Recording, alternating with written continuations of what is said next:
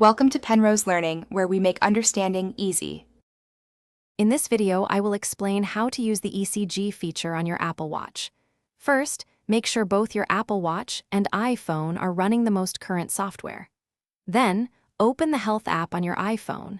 You'll find the ECG setup there. Just follow the simple on-screen instructions. It's important to confirm your age, as this feature is intended for users 22 years and older. Granting the necessary permissions allows the app to securely access your health data, preparing you for your first reading. To take an ECG reading, ensure your Apple Watch is worn snugly on the wrist you specified during setup. Open the ECG app directly on your watch.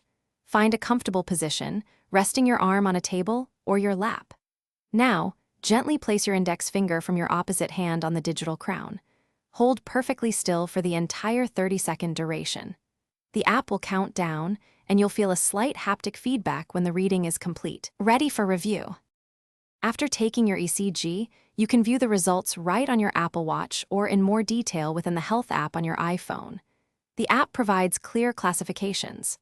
A sinus rhythm means your heart is beating normally, typically between 50 and 100 beats per minute. If it detects atrial fibrillation or AFib, it indicates an irregular and often rapid heart rhythm.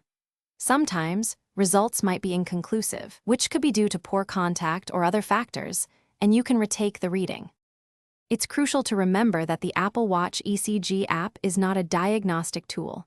It cannot detect a heart attack, blood clots, or other heart conditions.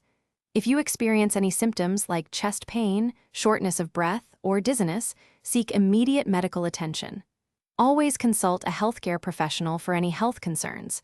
For best results, ensure your wrist is clean and dry when taking a reading.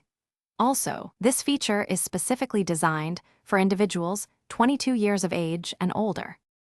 Thanks for watching. If this was helpful, leave a like and consider subscribing. See you next time.